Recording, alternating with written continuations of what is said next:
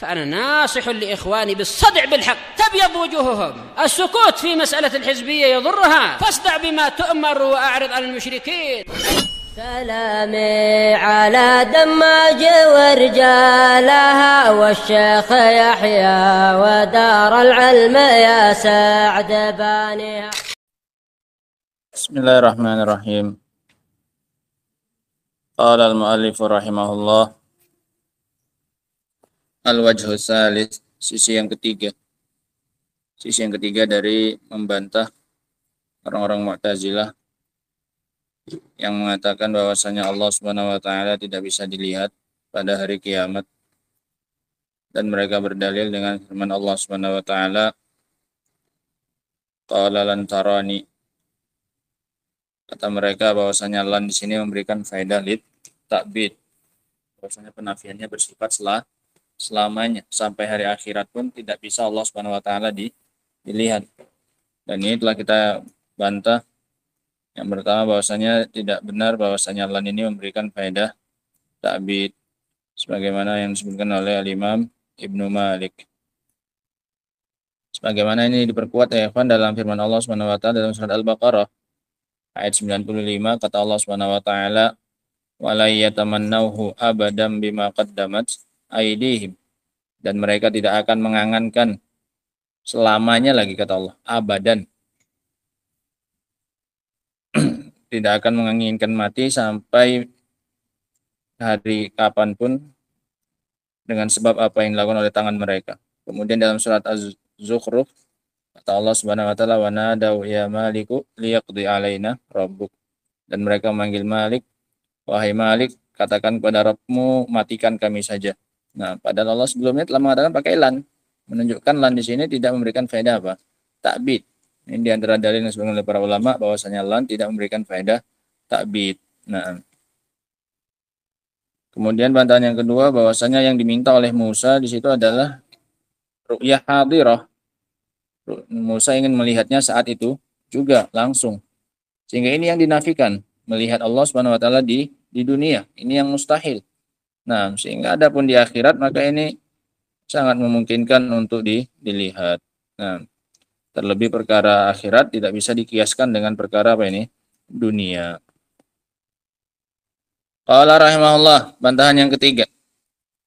Ayyuqala istihalatu ru'yatillahi fil akhirah indal munkirina laha mabniyatun ala anna itsbataha yatadammanu naqsan fi haqqillahi ta'ala. Dikatakan bahwasanya ketidakmungkinan Allah dilihat di akhirat menurut orang-orang yang mengingkarinya ini dibangun di atas keyakinan bahwasanya jika ditetapkan maka akan mengandung pelecehan bagi Allah Subhanahu wa taala. Kalau kita katakan Allah mungkin dilihat pada hari kiamat, berarti ini pelecehan bagi Allah Subhanahu wa taala. Kama yu'alliluna nafiyahum bidzalik, sebagaimana yang mereka jadikan itu sebagai alasan penafian mereka untuk hal itu. Wa hina idzin yakunu su'alu Musa li rabbih ru'yah da'iran bainal jahli bima yajibu lillahi wa yastahilu fi haqqihi awil i'tida' fi du'aihi hina talaba minallahi ma la yaliku in kana 'aliman bi anna dzalika mustahilun fi haqqillah. Sehingga kalau gitu nanti tuduhannya kembali kepada siapa nanti? Nabi Musa. Nah, kalau kita katakan bahwasanya memungkinkan Allah dilihat pada hari kiamat adalah pelecehan bagi Allah Subhanahu wa taala. Bagi mereka katanya orang raja itu enggak bisa dilihat. Nah, kalau dilihat berarti ini pelecehan bagi Allah Subhanahu. Berarti ini tuduhan kepada Nabi Musa. Berarti permintaan Nabi Musa kepada Rabb-nya untuk bisa melihat ini kemungkinannya cuma dua. Yang pertama al-jahlu bima yajibu lillah. Berarti Nabi Musa bodoh tentang apa yang wajib bagi Allah Subhanahu wa taala. Musa enggak tahu cara mengagungkan siapa ini? Allah Subhanahu wa taala, sampai-sampai dia minta suatu perkara yang merupakan pelecehan bagi siapa? Allah Subhanahu wa taala. Ini tuduhan pertama kepada Nabi Musa. Kalau kita katakan bahwasanya dengan menetapkan Allah bisa dilihat pada hari kiamat, berarti ini adalah tindakan pelecehan. Nah, berarti Nabi Musa bodoh tidak tahu tentang cara mengagungkan Allah Subhanahu wa taala. Wa yastahilu fi haqqih, Apa yang wajib bagi Allah dan apa yang mustahil bagi Allah, Musa nggak tahu. Nah,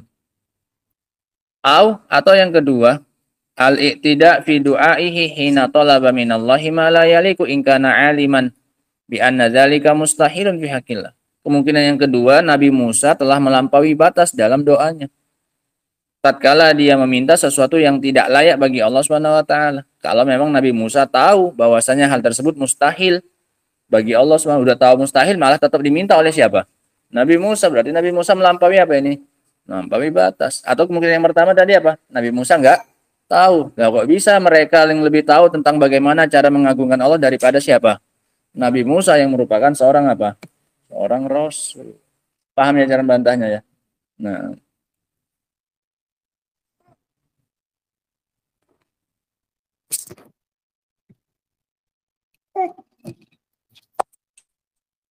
wahina idin yakunu haula'in nafun a'lam min Musa.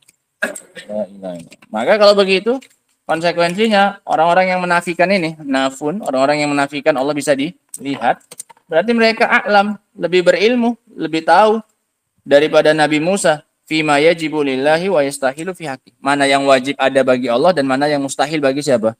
Allah Subhanahu wa taala. Wa hadza ghayatud dhalal. Ini berada di puncak kesesatan. Masa Nabi dianggap yang nggak tahu, malah mereka yang lebih tahu cara mengagungkan Allah Subhanahu wa taala. Wa bihadzal wajhi yatabayyan anna fi dzalika dalilan alaihim la dalilan lahum. Maka dari sisi ini jelaslah bahwasanya dalam ayat ini terdapat dalil atas mereka, bukan dalil untuk mereka berarti. Kenapa? Berarti tatkala Nabi Musa meminta untuk ditampakkannya Allah Subhanahu wa taala, Allah menampakkan dirinya ingin melihat Allah Subhanahu wa taala, berarti perkara tersebut perkara yang mungkin. Kalau enggak mungkin diminta oleh siapa? Nabi Musa. Ketika enggak bisa dilihat di dunia, berarti tinggal tersisa satu tempat lagi di mana? Di akhirat. Paham ya? Sehingga ayat itu dalil untuk siapa ini? Ahlus sunnah. Justru dalil yang menghantam mereka. Ini justru menunjukkan Allah mungkin untuk dilihat. Kalau enggak mungkin diminta oleh siapa? Oleh Nabi Musa. Nah. Wahakadha, begitulah. Kullu dalilin minal kitabi wa sunnati sahihah yustadallu bihi ala batilin. Ini rumus. Catat ini ya. Begitulah setiap dalil dari Al-Quran dan sunnah yang sahih yustadallu bihi ala batil, yang dipakai sebagai dalil untuk kebatilan, au nafi haqqin, atau untuk menolak kebenaran, fasayakunu dalilan alaman awradah, maka itu akan berbalik menjadi dalil bagi orang yang membawakannya. La dalilan, lah bukan dalil untuknya. Ini rumus. Dan yang semana dengan ini dinukil oleh Syekhul Islam Ibnu Taimiyah rahimahullahu taala. Tidaklah ahlul batil berdalil dengan satu dalil, melainkan dalil tersebut akan berbalik menghantam dia. Dari sisi yang lain akan dibalik untuk apa ini? Menghantam apa yang ia katakan tadi. Tergantung pandai tidaknya kita membaca dalilnya. Sehingga nggak usah pikirkan cari-cari dalil yang lain. Dalil yang dia gunakan itu saja. Tinggal diapakan? Dibalik. Sebagaimana tadi dalil ini mereka gunakan tadi untuk menafikan Allah bisa dilihat. Ternyata dibalik oleh para ulama, ini dalil justru menunjukkan Allah bisa dilihat. Mungkin untuk dilihat. Nah, paham ya? Ini rumus disebutkan juga oleh Syekhul Islam Taimiyah rahimahullahu taala. Kullu dalilin minal kitabi wa sunnah yustadallu bihi ala batil aw nafi haq fasayakunu dalilan alaman awradah la dalilan lahu. Nah, wallahu taala alam bisawab. Selesai kita dari syubhat mereka yang pertama dari surat Al-A'raf ini. Ucapan Allah Subhanahu wa taala kepada Nabi Musa, lantaroni, sungguhnya engkau tidak akan bisa melihatku. Nah, dan telah kita jawab dari 3 sisi. Nah, Allah taala, yang pertama dari sisi bahasa, yang kedua bahwasanya yang dinafikan oleh Allah Subhanahu wa taala adalah ru'yah hadirah, ru'yah saat itu juga, tidak menafikan ru'yah yang akan datang di akhirat.